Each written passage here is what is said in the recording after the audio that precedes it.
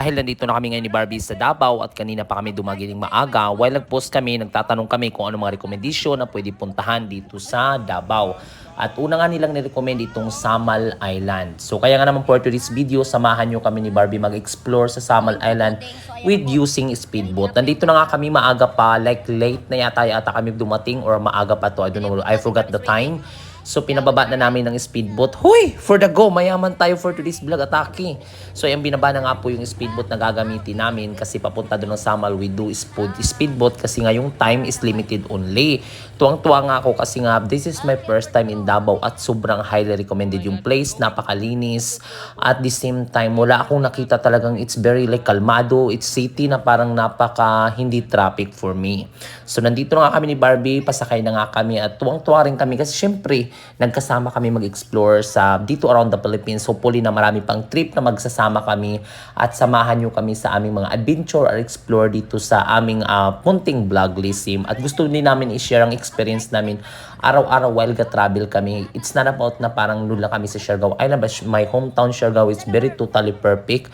Pero sometimes kailangan din natin mag-explore. Ito na nga yung sinakaya namin dito. We're not expecting na sobrang lakas pala nito magpatakbo lisim at sobrang bilis pala nito. Parang yung Samal, umabot na kami ng 5 minutes yata yung biyahe namin. At very totally perfect talaga kasi nga na-catch din namin yung sunset that time. Pero sobrang na-amiss din ako kasi nga yung parang wow, ito yung inasahan namin na sobrang ganda talaga ng Samal Island at pati yung Davao. Dito nga kami sa gitna ng dagat and the same time si Barbie is tuwang-tuwa rin kami kasi nga we need to protect at we forgot the natawa ko sa kanya kasi nga hindi siya oh my god, you need to close that. Sorry. At dumating na nga kami dito sa Samal at hindi na kami nagland or dumaong.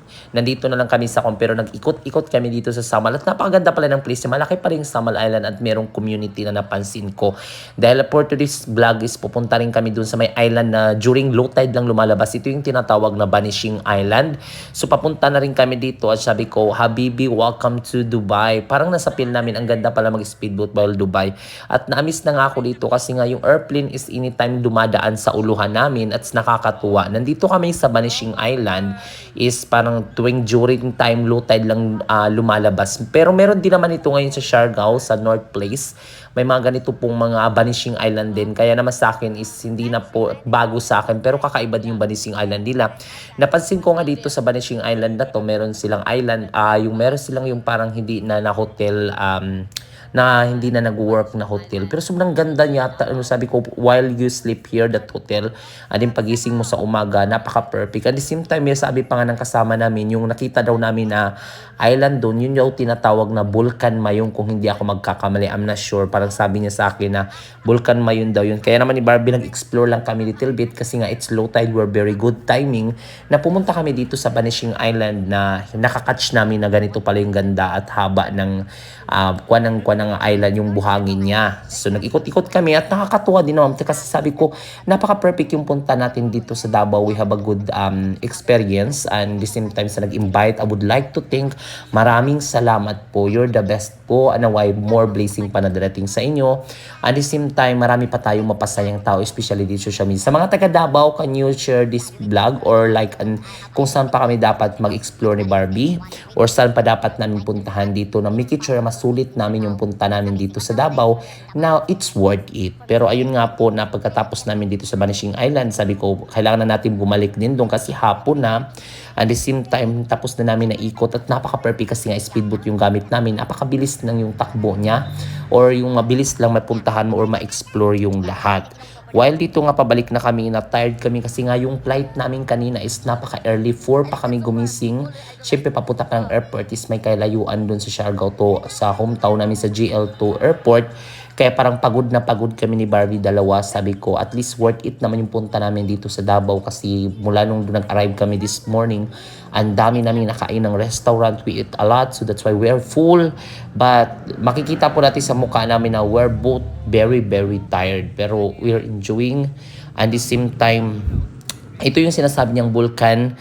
And yeah, pabalik na kami dun sa main town kasi nga we gonna go to, we're gonna explore na At tapos kailangan namin mag-rest kasi nga lalabas kami tonight or we're gonna explore. Ang dami po nag-message sa amin. There's a lot of people na nag-i-invite sa amin na mag-explore po kasi nga we're gonna like nice daw na puntahan ito. At salamat sa mga nagbigay sa amin ng recommendation na saan mas maganda pumunta at we are very happy of that. At the same time po dumaan na nga kami dito sa mall kasi nga bipunta kami ng Watson for buy some product brand or yung parang paggamit namin dito kasi nga kailangan natin mag-freshen up while pabalik na kami din sa hotel. At dumaan muna kami dito sa tinatawag na itong frozen, I don't know, I forgot this one. It's really good.